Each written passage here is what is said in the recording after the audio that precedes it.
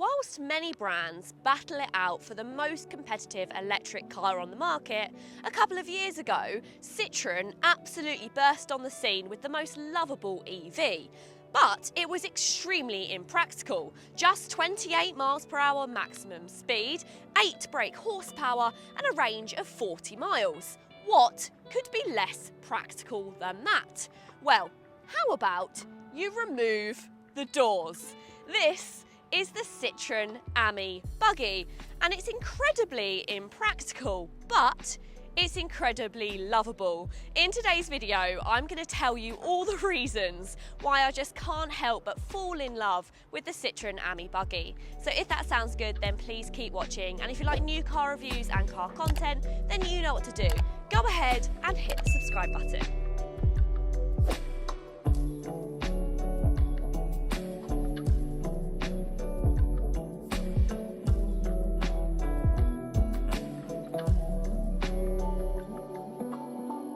It's hardly like the doors on the regular Ami could be described as conventional, but those doors have been switched out for a set of bars instead, to give it that beachy style feel. Now you open these bars by pushing on the button on the outside and then just simply open them. Just like the regular Ami, a lot of the parts are simply the same but flipped. For instance, the front and the back are the same parts but mirrored. The same as the fact that the bars are mirrored as well. So you'll find if you get in from the driver's side, it will open in the opposite direction. This is to be able to keep the price of the Ami buggy low. Although at just over £10,000, is it any longer a cheap option? I'm not so sure. Other differences between the buggy and the regular Ami are, of course, the colour palette. You've got this lovely matte green paintwork and you've got those contrasting gold steel wheels. These look very, very cool. Those people who have watched my previous concept Ami buggy will be noticing that some things are missing. That includes the bars which were on the front of the lights. You also had the light bar on top, and it doesn't have a spare wheel on the roof. But instead of a spare wheel on the roof, it actually has a fold back fabric roof, which I think is quite nice. It helps give it that kind of summery feel, although looking at the sky right now, I'm not feeling very summery. That may lead you to be thinking, what do you do if you're caught in the rain in the Ami buggy? Well, they do have an answer to this, although I'm not sure I'd want to be caught in torrential rain, and that includes some fold back plastic doors. So these will just cover the doors behind the bars. I'm not sure how much they're going to be water resistant, but I think they'll be just enough for a light shower. Funny enough, I did actually do some pieces to camera in the car, but a combination of no doors and an open roof made the footage pretty unbearable, so voiceover will have to save all of our ears in this instance. Driving statistics for the Ami remain unchanged from the regular model.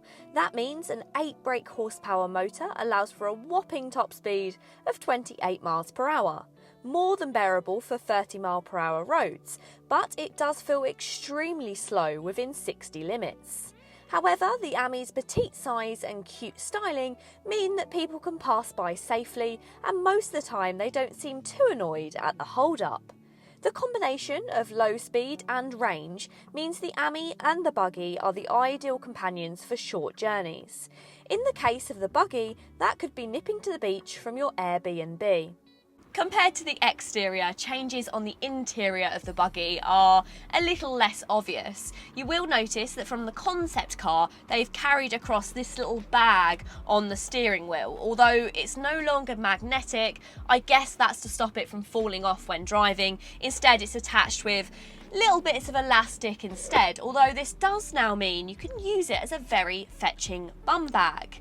You also have these elements of lime green across the dashboard and also just details on the hooks and various other items. You will remember that on other Ami products, those are mostly orange, or in some cases they can be changed to different colours. You also have some yellow stitching around the seat covers, which add a little bit of comfort to what is a pretty stripped back car. Other differences include where the gear selectors now are. So, in the previous AMI, they're actually down on your left-hand side, and instead, they're now moved onto the dashboard instead. This is because, of course, if it rains, you're not going to want to get your drive selector wet. And I actually find this far more practical having it on the dashboard. I always used to forget where the gear selector was, so this to me makes more sense. You also have a new bit of plastic which surrounds this kind of driver's display. Not really sure what that's adding, but actually it looks a little bit nicer. I wonder if they'll carry that across onto all of the AMI products. So what about the doors, or lack thereof? Personally, I actually think it makes more sense. The regular AMI, being rather plasticky, can at times feel like a Portaloo on wheels, but the open air of the buggy brings in some much needed fresh air, and on a day like today, it's quite an enjoyable drive. It will come as no surprise that the ride quality is that of a pair of roller skates, but dodge the big holes and it's surprisingly comfortable.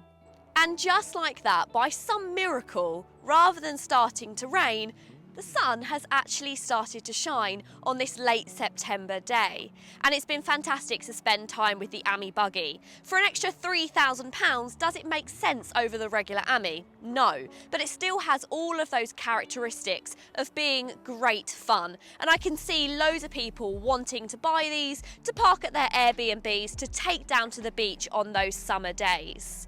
Unfortunately, they have now sold out for the UK, with just 40 being allocated, but there are rumours that other versions of the AMI buggy could be on their way. So let me know, do you have your eyes on an AMI buggy or something equivalent? Let me know in the comments down below.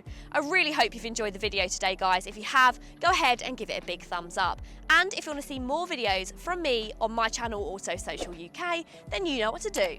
Go ahead and hit the subscribe button. Until next time, see you later.